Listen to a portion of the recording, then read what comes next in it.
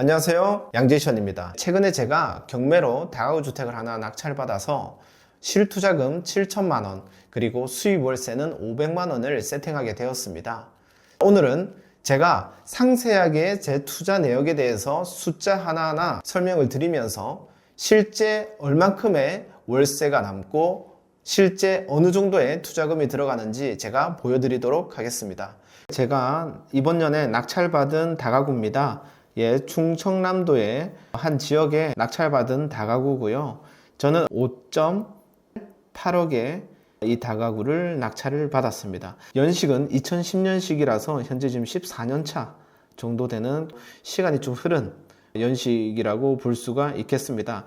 이 다가구의 수익률, 투자금, 비용, 월세를 디테일하게 한번 공개해 보도록 하겠습니다. 실투자금에 대해서 항목별로 얼만큼 들었는지 한번 적어 볼게요. 자, 첫 번째 5.88억에서 제가 대출을요 90%를 받았습니다. 5.88억에서 5.3억을 신탁 대출을 받았습니다. 그래서 실제 들어간 돈은 처음으로 우선 5,800만 원이 들어갔고요.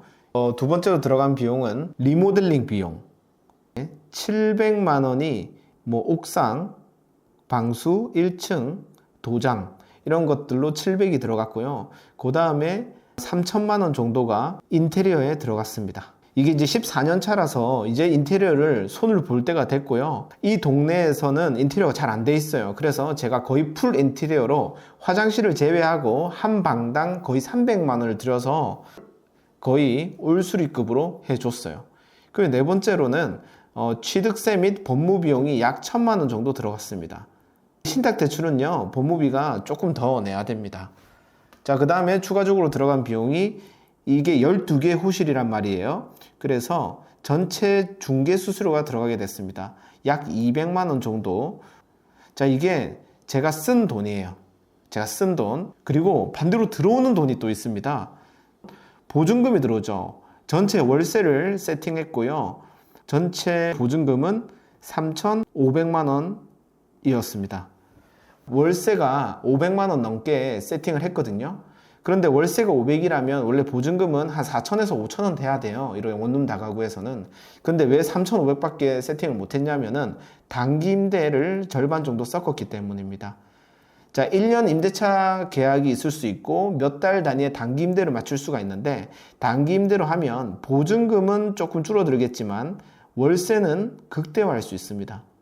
그리고 이거는 신탁 대출이기 때문에 보증금을 또 많이 받을 수가 없습니다. 신탁 대출에서 왜 월세 보증금을 많이 받을 수 없는지는 또 다음에 설명을 해 보도록 할게요. 자, 두 번째로 또 저한테 들어오는 돈은 200만 원 정도의 이 인터넷을 이 건물 전체에 설치하면서 이런 지원금도 받게 되었습니다. 그러면 실투자금이 한 7,100만 원 정도 계산이 될 겁니다.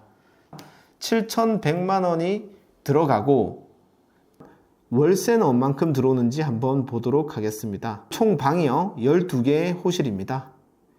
원룸이 8개, 1.5룸이 2개, 투룸이 2개입니다. 시세는 어떨까요?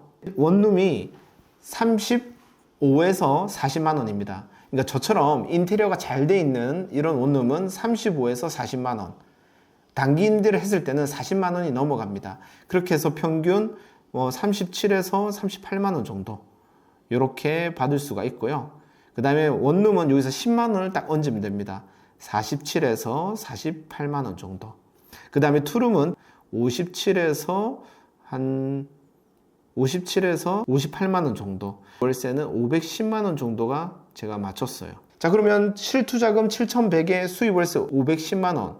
엄청난 수익률이죠. 그런데요, 사실 월 비용도 나갈 겁니다. 첫 번째 비용은 어떤 게 있을까요? 바로 제일 큰 거죠. 대출이자. 무려 월에 250이 나갑니다. 왜냐하면 5.3억 대출 받았고 5.5% 대출 이자였거든요. 두 번째로 이제 수도, 공용 전기, 인터넷 비용 월에 이 세 개를 더해서 한 30만 원 정도 나가고요. 다가구 같은 경우에는 사람들이 단점으로 지목하는 게 이 건물 관리입니다.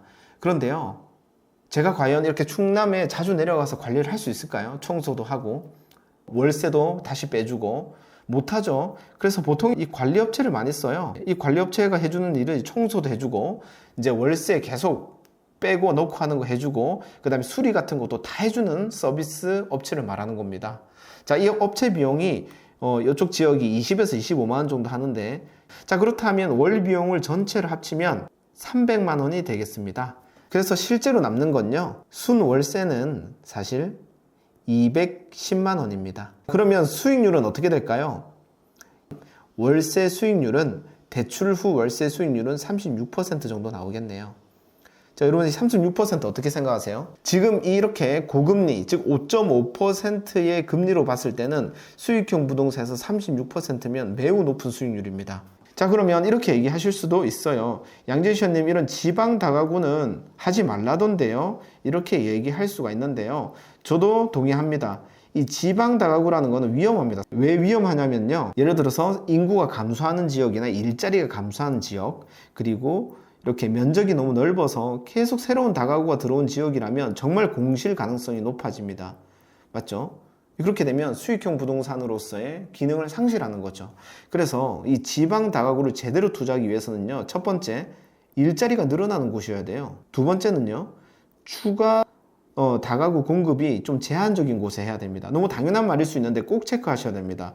세 번째, 입지가 그나마 좋은 장소. 자, 입지라는 거는, 자, 1인 가구라고 치면 직주 근접과 그 다음에 인프라가 잘 형성된 곳을 얘기할 겁니다. 자, 이런 곳을 잘 선택하면요, 지방 다가구이기 때문에 싸게 낙찰을 받을 수 있고, 그리고 공실이 생기지 않기 때문에 이렇게 높은 월세 수익률을 안정적으로 가져갈 수 있고, 그리고 사실 이런 지방 다가구는 차익을 크게 기대하기는 힘듭니다. 하지만 우리가 지방도 이렇게 잘 고르면 차익도 한 1억에서 2억 정도 충분히 가져갈 수도 있다고 생각을 합니다. 왜냐면 제가 이 매입한 것도 시세가 한 7억도 넘거든요. 근데 제가 5.8억에 받았기 때문에 이미 1억은 싸게 샀잖아요.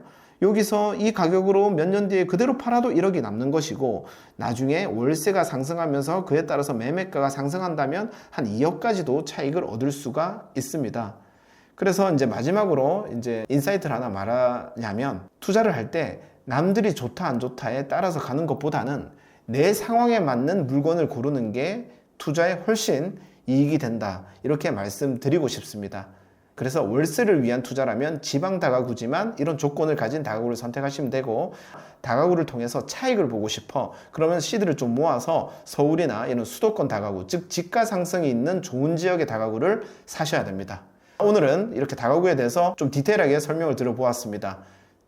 구독과 좋아요 부탁드립니다. You can do it. Nice.